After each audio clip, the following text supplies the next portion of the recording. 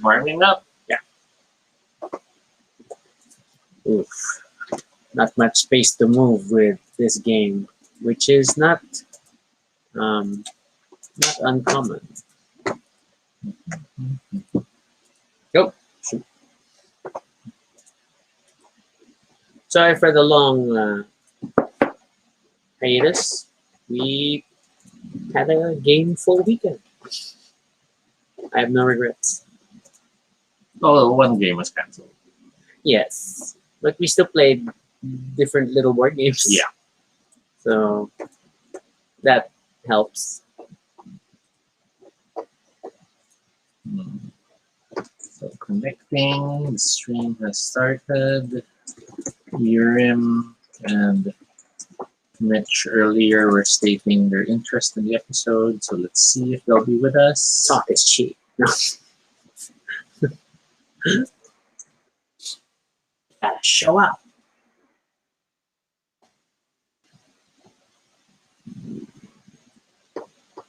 Oh, I did that wrong.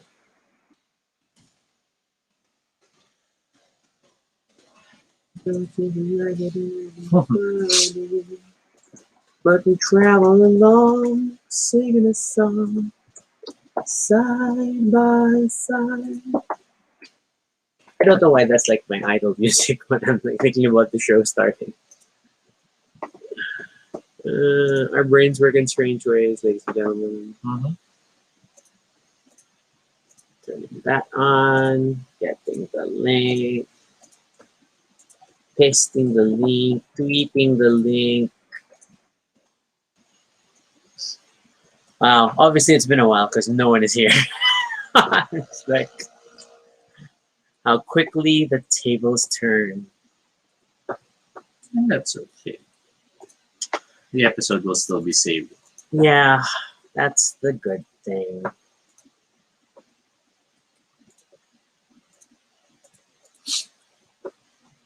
We are also starting late, so it's possible some are checking earlier and didn't see it yet. So Maybe.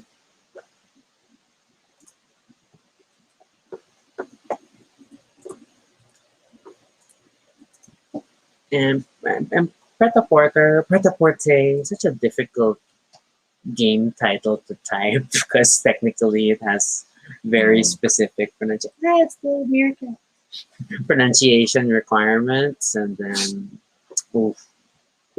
I look forward though to talking about New York Zoo.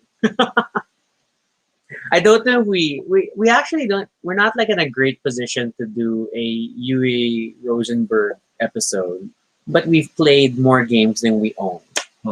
You know, we just don't own all of the Yui games. Yeah, that's true. We're better equipped definitely for an Ignacy game if we were to do a theme night. Because he's just so wide, Bruno Catala, just so many games as they go, oh, he made this game. Yeah, we do have a tendency to veer towards certain designers. Ted Alspach. Yeah. We just haven't got. So we have Ted Alspach, his Vlada, subdivision thing. Ignacy Trzewiczek. Bruno to small degrees because we have some of the small games of his. We say small, but when you sit down and look at our games, you're gonna see Bruno a lot. He's like all over the place. And then we don't acknowledge the legendary people enough. You know, it's really one designer. And then like of course Matthew Love because of a pandemic, all the Forbidden games, and of course the Thunderbirds. Flops. Looney Labs is just like one big happy family. Then of course you have the Lowcats, Ryan Lowcat. Okay, I'm in denial about our Lowcat preponderance, but I will admit it's probably like Bruno Catala, like, oh crap, we have more Lowcats than you're like. Antoine Bauza, of course. All the Japanese Hey, themed Ramel, games. do comment so we know you're there in the stream because I saw the likes, but I can't see more Or unless you people comment. are just liking as they pass by on the news It is feed, possible which is okay too. It just helps the episodes a lot when we know that there's like one other person watching. Otherwise, it's just really a recording of me and Toby talking to each other, which is not terrible, but yeah. It's all about fashion today, peeps. That's a lie. Well, 2 more minutes and we can officially start, Sure.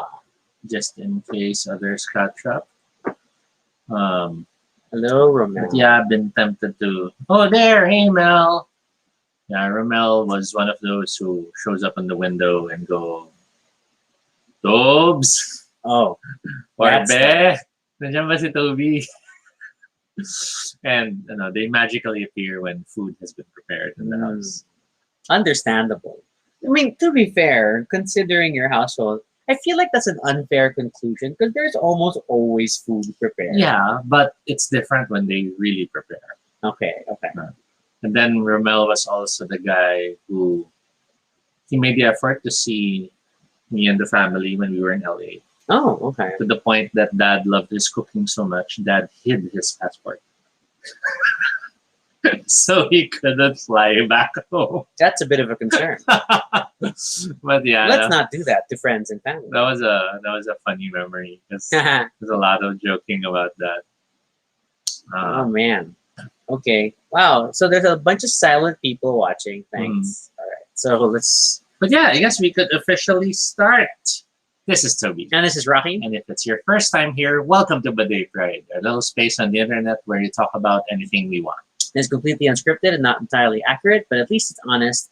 Join us as we talk about everything and anything random live. And if it's not your first time here, thank you so much for joining us again. Please do send in comments, interact with us. We will read out your comments and even answer questions you may have. But tonight's episode, and this is the 134th episode, mind you, We got a lot of these. we are talking about one of the board games we love so much. We have 2 copies. That's true. And it is Prêt-à-Porter. Prêt-à-Porter. Prêt-à-Porter. I don't know. I'm not learning French on Duolingo. I'm learning German. But this yeah. is an economic strategy game released by Portal Games, designed by 2 people whose names I'm afraid to try to pronounce. Well, the main one is our good old friend Ignacy Trzewiczek, and then the other one I have not studied how to pronounce his name, but it says Piotr Harashaza. Oh, that was. Well, I'm let's so assume that's how sorry. it's pronounced. I'm so sorry. But it's an economic game. It uses worker placement and it has you building collections because a game runs for one game year, and within that game year, each quarter has its own fashion show. I feel like this is the first time I've officially heard Toby introduce it as an economic game. Because normally he likes to trap people and say it's a fashion game. It's just about fashion. If you love shows like Project Runway, or even you could say RuPaul's Drag Race, or any other show that might involve making your own outfits and showing it off, Then you can use their soundtracks. That's about it. They're great for this game, but may not fully prepare you for the true reality of what Prêt-à-Porter is. because the game is in many ways a business simulator. You and the other players portray different. Fashion houses. There, I I was about to say creative companies for some reason. Fashion That's a card. houses. Design bureau. So you portray fashion houses, and each of you try to make the most of your moves every month of game time. In each month, you do everything from signing up contracts to building buildings to getting new employees, as well as shopping for new materials. And creating new designs of outfits. So in the end, the company that has made the most money, both in terms of cold hard cash and financial standing and value, wins the game. I guess it's time to open box. So, for the record, this is the second the English edition, Mhm. okay, which is the first one that Toby found. He found it when it was already out of print, and same thing. He tried to trap me with the whole, "Hey, it's a fashion game," and it's like, why are you buying a game about fashion? But it's not quite. So as you can see, the board, it's not the most colorful or most pretty of boards because it's designed to be more functional than anything. In that sense, the Prêt-à-Porter board shines because it's surprisingly clear once you understand the flow. Mhm. I can't fold it in a way that I can show half the board properly. So I'll just have to fold it back. Yeah. The So board is broken down to different sections, from the bank section to the section for contracts. And then later on, you have the sections for buildings, for employees. The middle section is where you go against other players to grab designs. which feels like a runway, Mhm. but it is a street for some reason. And then later, in the other half of the board, no, you can't fold it that way. No. That'll destroy the board. You have the different markets where you can buy materials, And As- Carlos here. Hello, Carlos. as well as the last minute preparations before every fashion show where you try to see what others are doing and do it better. So what Toby's trying to convey is that the board is laid out based on the turn order. So you can see from the upper left down to the lower right are the different steps that things will be resolved. These are not necessarily the sequence that you will place your worker tokens. You can Yes. place them anywhere you want, but in terms of resolution, you will start from step 1 and end at step 9 or something. So The contents have gone crazy. because We we're stood the starting bus. to neglect this because there's already a Newer new edition. edition. Oh my god. Each player has their own company cards, as you can see here. They're mostly identical, save for the specialty that they're able to do, which is here in the green area, and the player color, which is not actually tied down to the board. Carla shares it's the first board game that made him realize that board games are not all fantasy or science fiction themed. Oh my god. The mundanity of it all. There are so many games that celebrate small aspects of life. I caught Toby looking at another weird game, which is called Montana, which is all about having a farm in Montana, Handling bulls. handling cows. So here, as you can see, we have these blue areas, which represent your 3 initial employees, because every company has to start with some manpower. The card itself represents a building, and by getting additional buildings, you're able to afford. Well, you're able to accommodate additional. You create more employees. slots for new employees. But what I found the most interesting about this part is this middle area here that's filled with these circles. you remember your grade school math lessons about like the numbers places when you have a 1 in the ones place and a 3 in the tens place and all that. Mhm. So that learning will come in handy in interpreting what is essentially a tracker for your expenses, Mhm. like an abacus. Because, as mentioned, since the game lasts for 1 game year, each round in the game has players taking turns to fulfill their actions for that month. And that month will always end with the need to check your expenses The accounting phase. and make sure you can pay everyone who's working for you. And to be very transparent about this, and to understand also how tight this game is. Each player has 3 worker tokens to deploy during the month. But then there are only of the 12 months of the year, 8 of those months are action periods, whereas the last 4 are fashion shows and you don't take any action. Mhm. So if you do the math, that's 3 times 8. You have exactly 24 actions in the whole game. Mhm.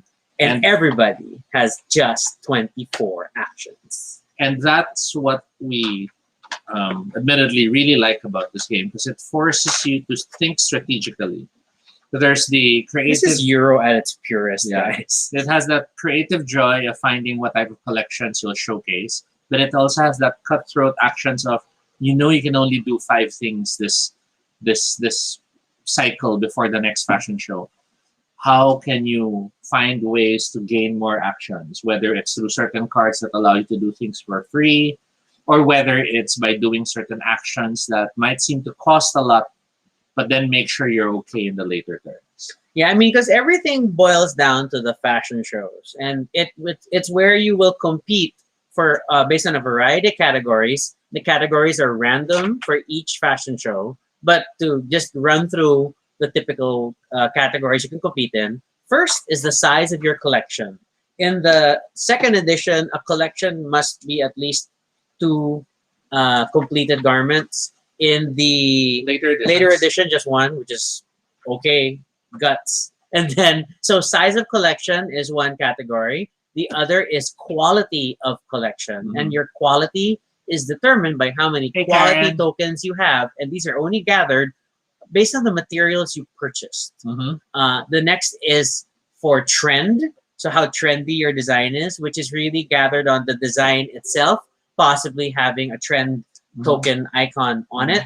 Or if you build things based on your specialization. Notice that the player board earlier has like a style of garment there that you, so this person great at sweaters with tops, and then you can get more trend tokens because you're really good at making them. There is fame, publicity. What is it called again? Quality, quantity, trendiness. The publicity one. Is it fame? Oh my It's gosh, fame. I can't remember what it was called. It's in the preparation step. Ah! Or just look for any Brain suddenly model. not moving. It's been a long day, guys. PR. PR. It is There you go. PR. All right. PR, which is not something inherent to the clothes, but really how well you market yourself before the How much event. people are talking about the outfit. Yeah, and yeah, that's like that's the main. That's the only four categories, right? Yeah, that's four categories. So in most games, it's not uncommon to have certain cards that you try to buy in order to gain powers. So here are examples of some of the cards. Employees are Notice blue. that they're as much as possible using iconography rather than words to describe their powers, but there's a long list that describes powers. But what we also like about this game is that they upgrade.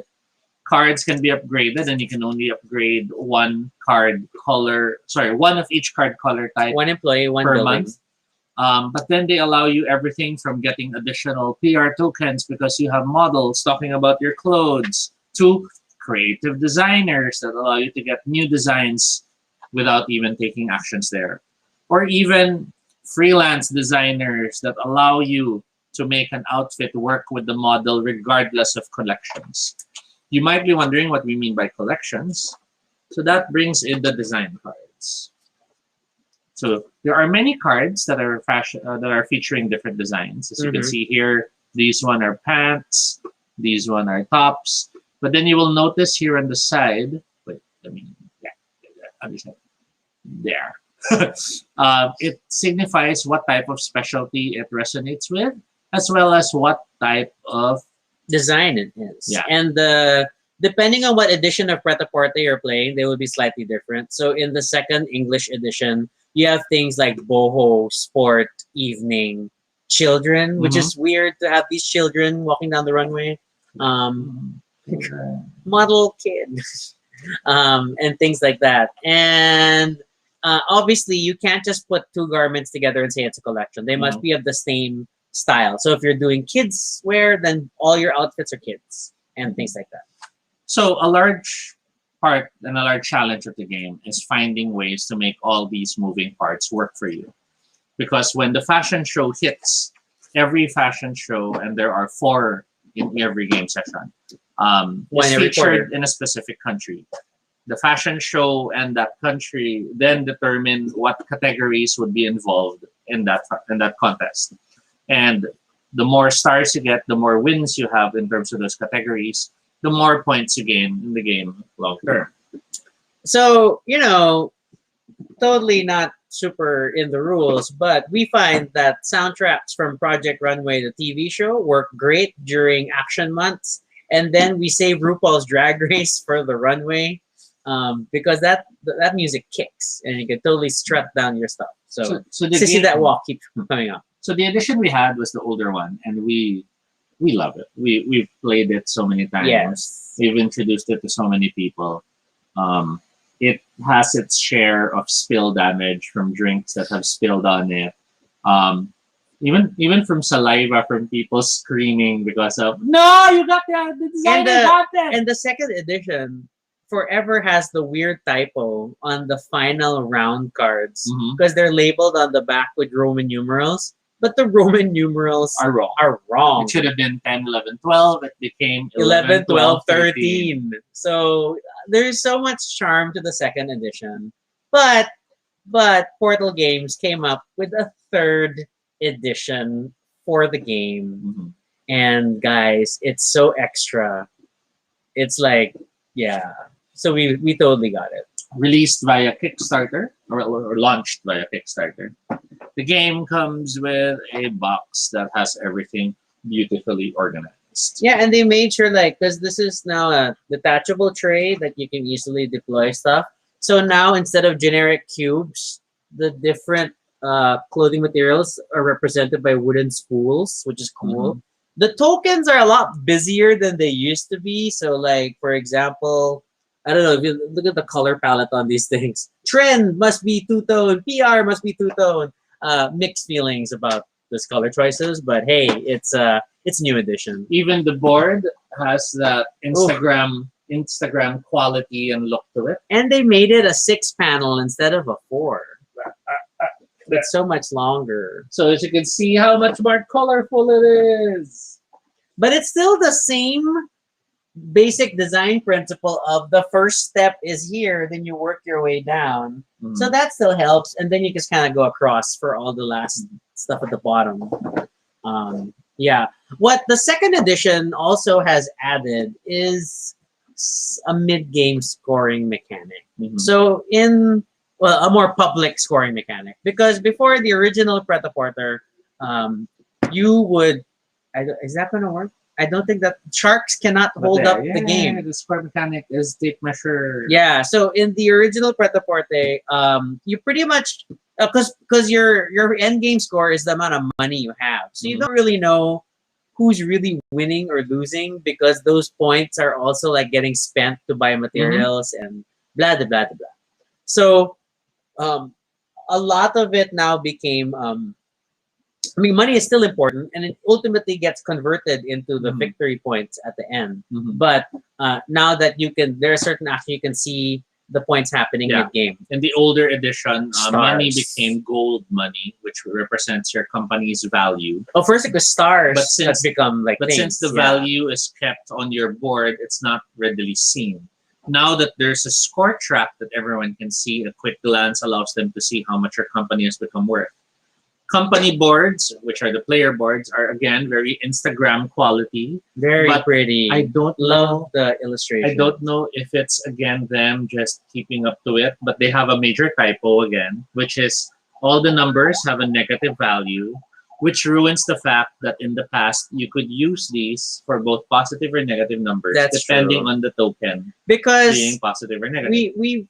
We've played a number of games, and you always encounter that player who falls in love with accountants because they give you money, and then soon they no longer have negative upkeep. They just have money coming in from I don't know what bookkeeping those accountants are doing, but it happens. But as you can see, very pretty colors. It has the watercolor quality to it. And then this little diamond is where you put your specialization now, and it's super random. So then you can work with whatever board. The cards themselves were given the upgrade of color and design. Yeah, and the nice laminated quality. It's a great edition, guys.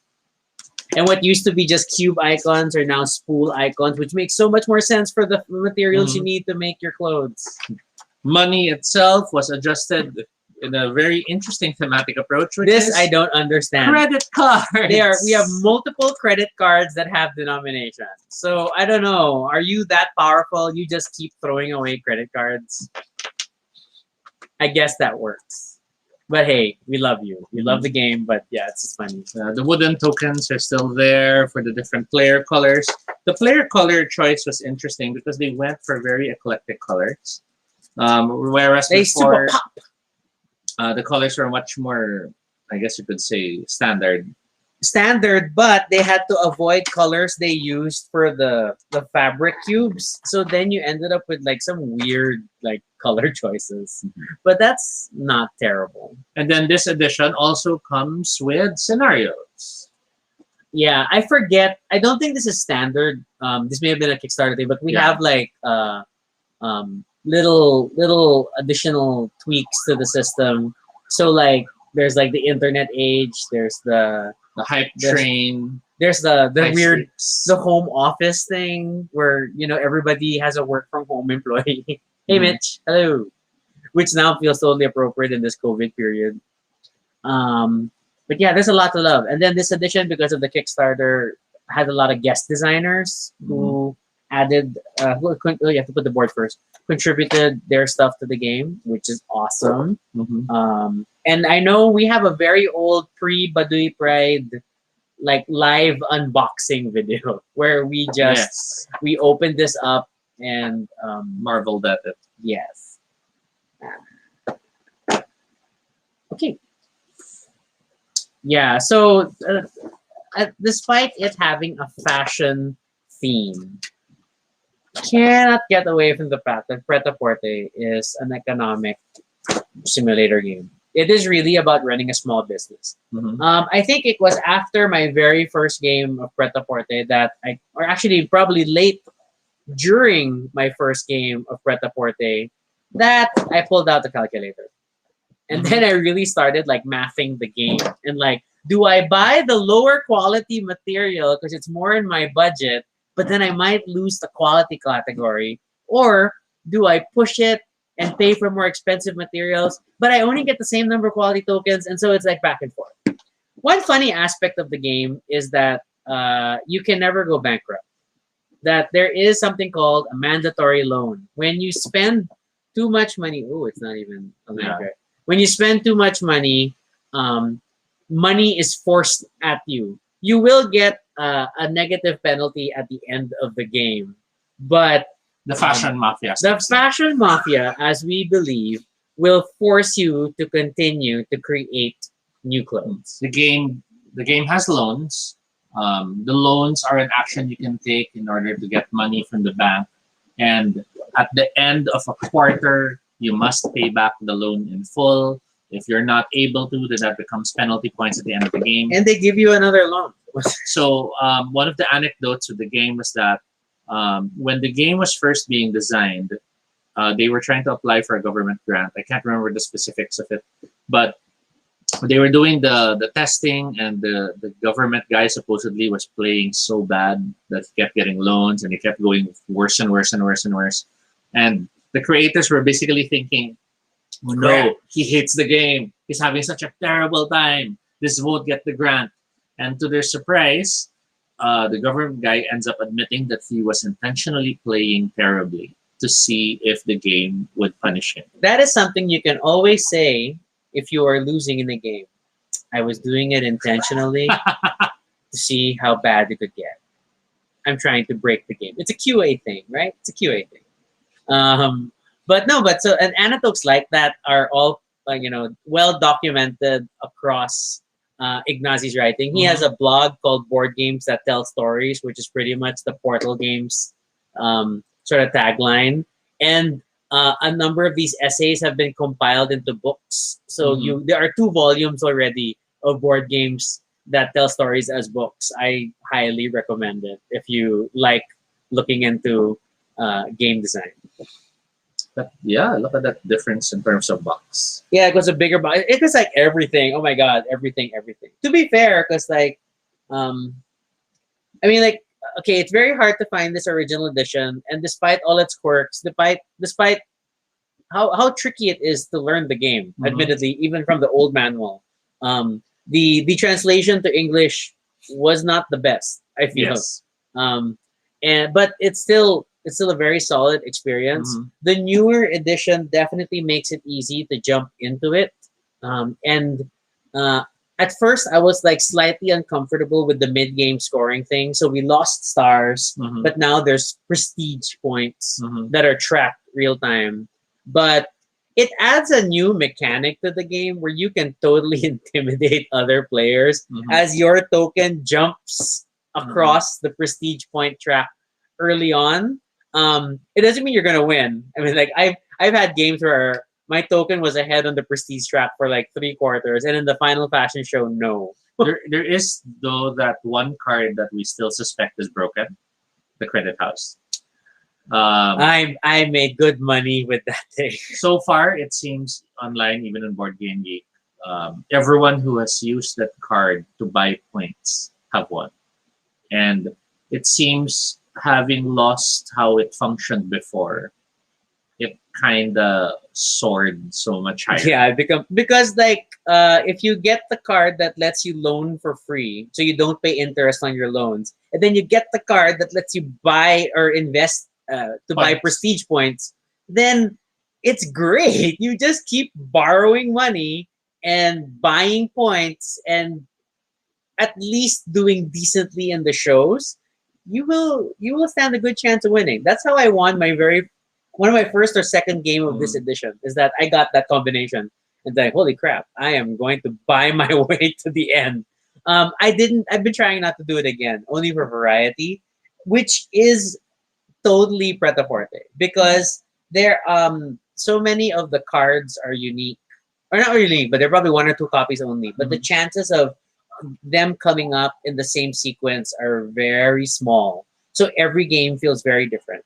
And I will admit that from this edition to this edition, oh my god, contracts became way more powerful. They really retooled the game such that contracts got a lot more love. Here, it was like, maybe I'll take a contract or two if I have nothing else to do and have extra actions. Here, you can totally make strategies out of contracts. Yeah. You could choose not to hire employees and instead use contracts to fuel your empire. Especially because they remove the need for the negotiator to who like used to extend allow it. you to extend contracts to another month.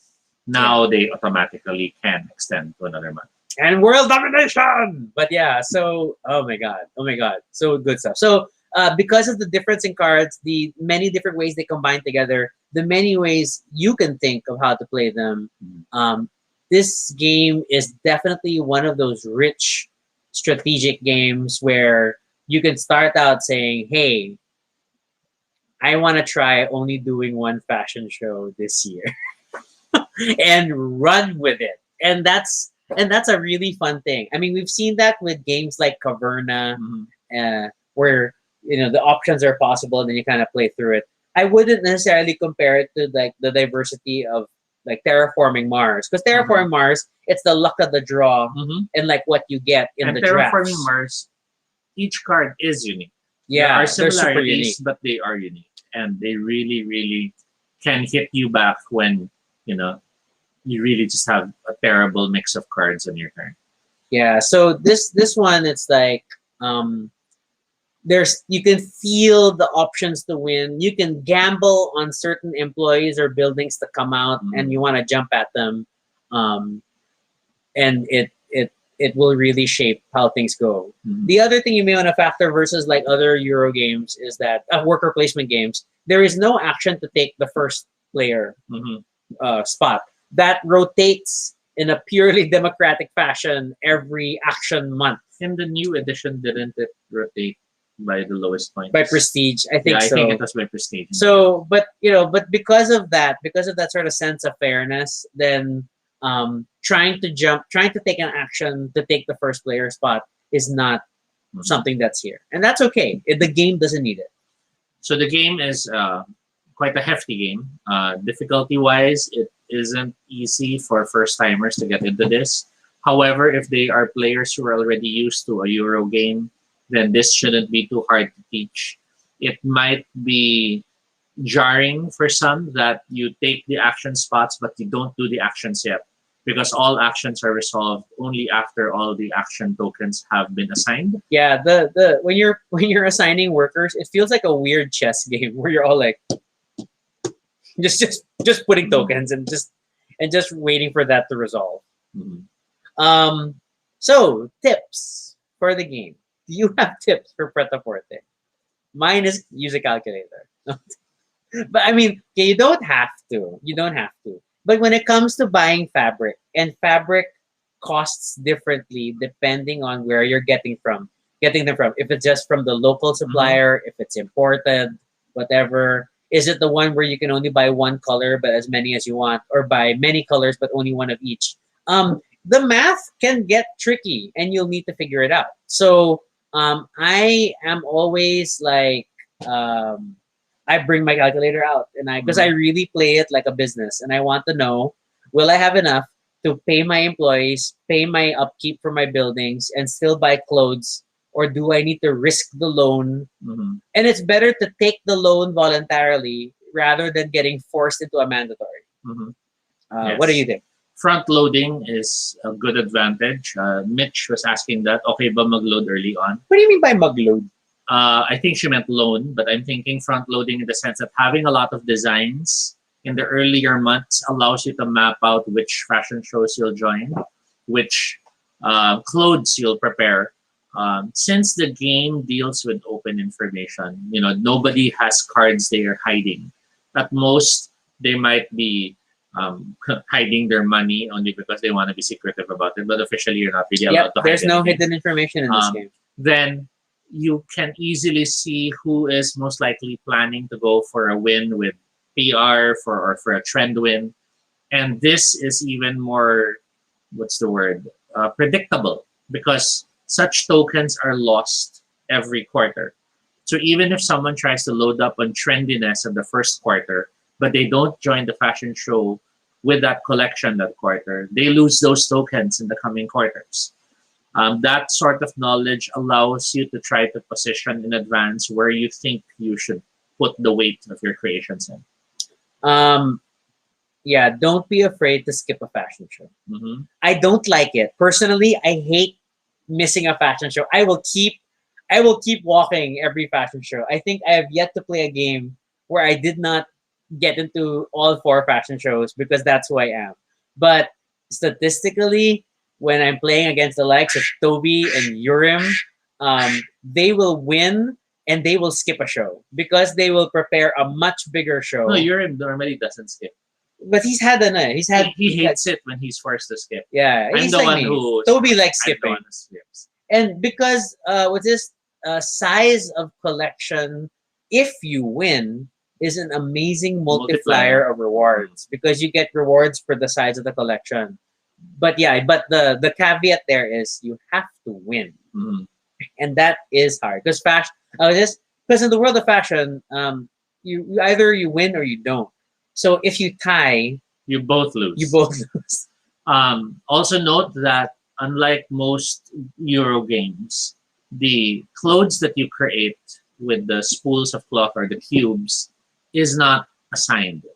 It's allocated, meaning whether or not it's the fashion show month or the non-fashion show month, you are allowed to freely move those cubes around. You can keep rearranging them and making new outfits. Which is a huge strategic advantage that you can capitalize on if your opponents are not paying attention to your outfits. I mean, by right, you don't even have to store your cubes or spools on the clothes. On the clothes. You put them on your player board and then you allocate during the fashion show.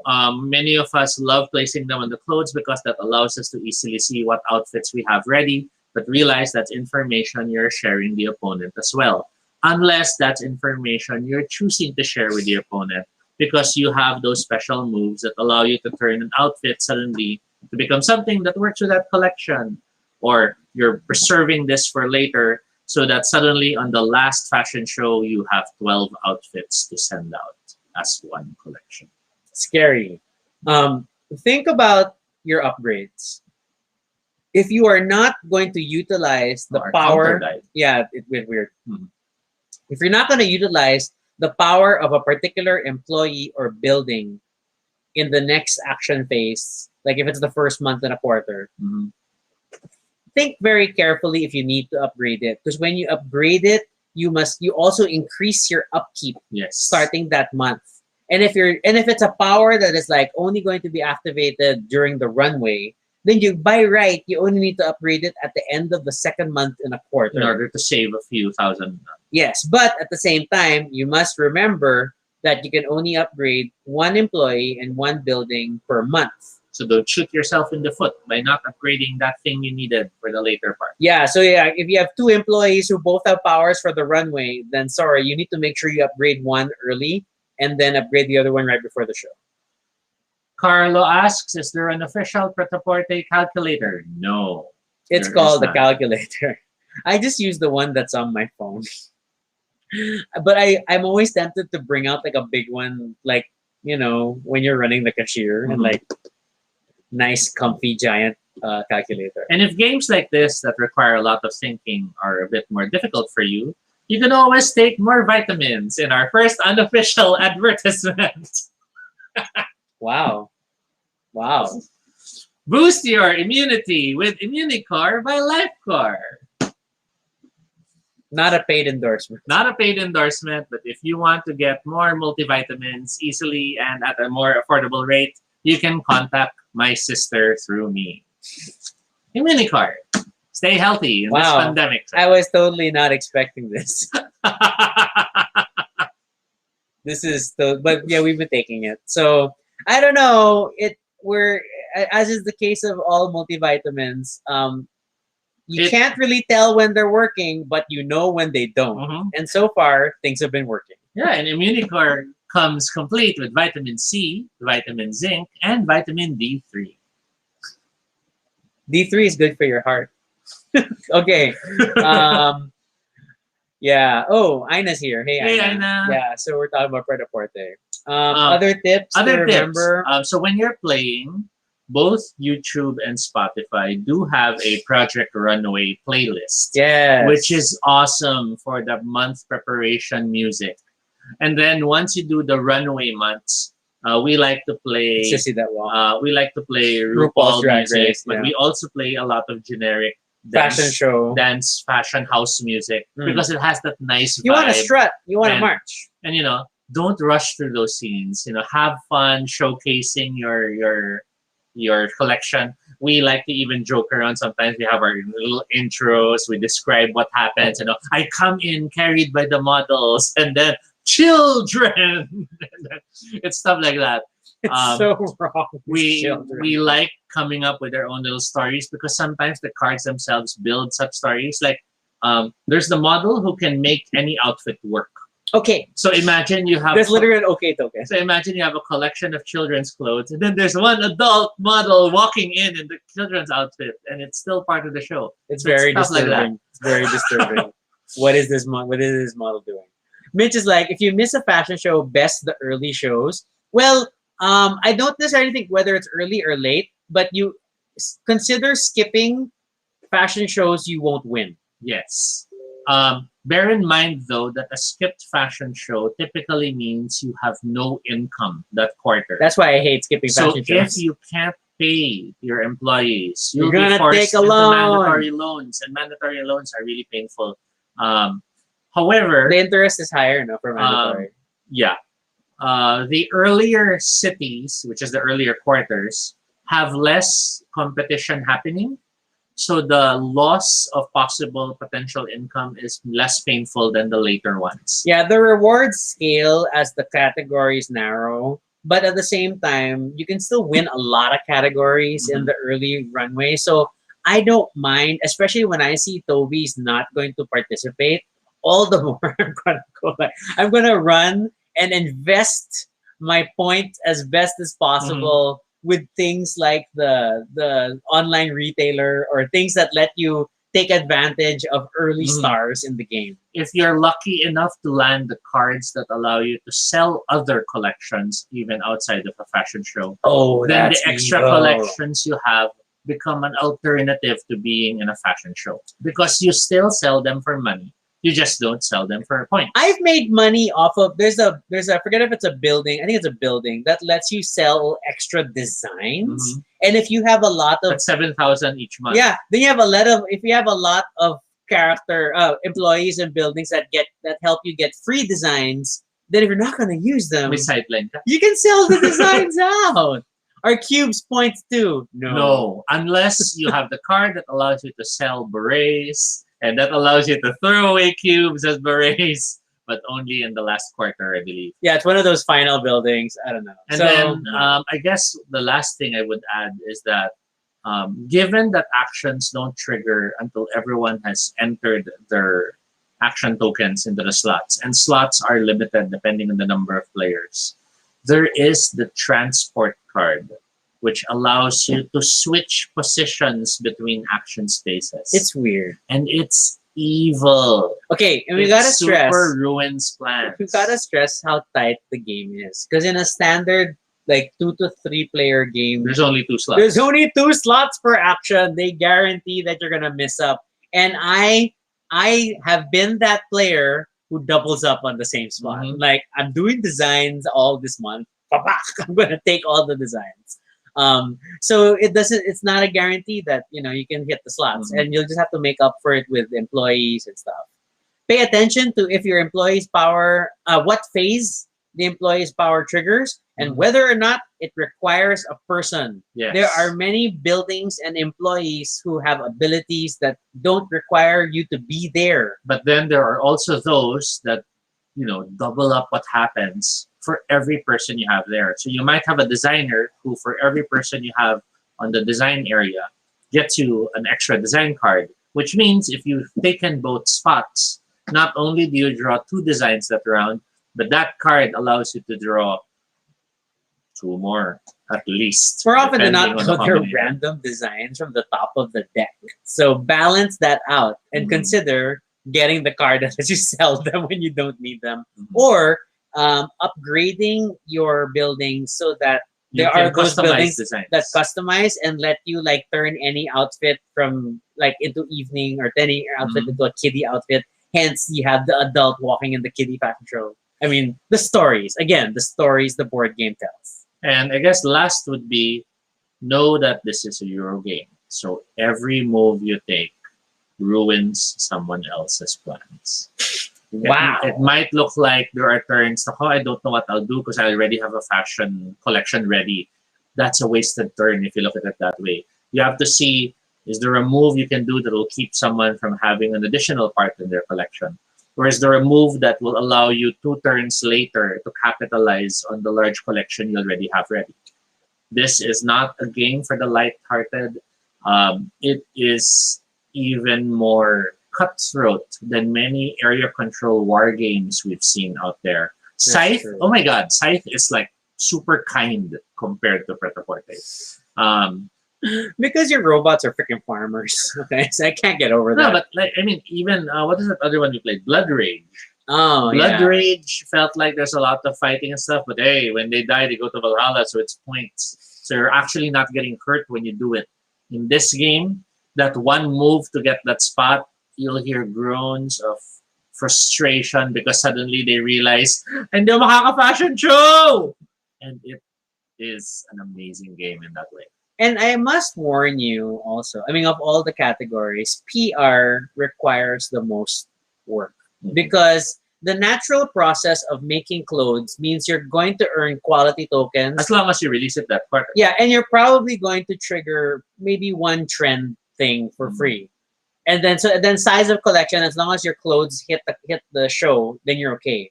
PR, you can only get PR With specific action. Whether you purchased the modeling center, whether you hired a model, or you took the preparation step, which is to a do sad PR. step to do sometimes. Yeah. But again, so you really have to go out of your way for PR. And it's a category that is often like swept up by that one player who got the model early, and suddenly like you can't win PR anymore.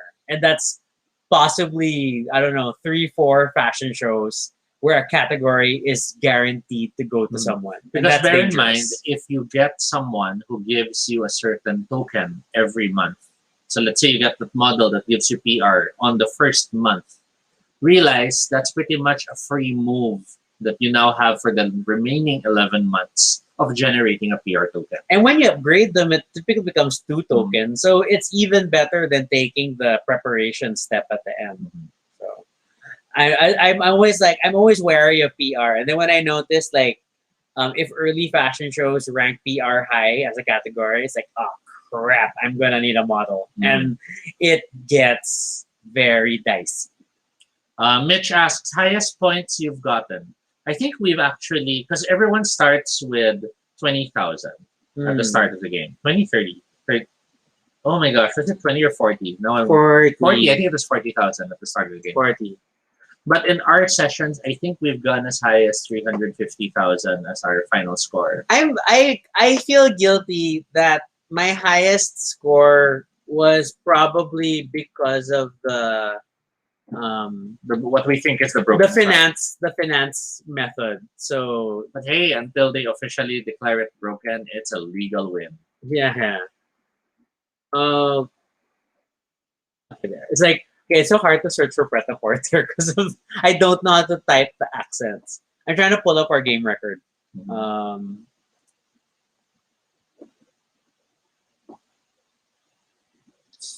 Probably this one. Yeah, 375. You know, I have 315 points. 315. And the next highest was you at 201. That was my economic win. But there's but a then look, 405. Giovanna's at 405. My God. My gosh. So yeah, scores vary. But then again, the scale of points I feel have just jumped from this edition to this edition. The new contracts and everything, super crazy. Second ed is awesome. I don't mind playing either version. They have different appeals. They're all great. So to close,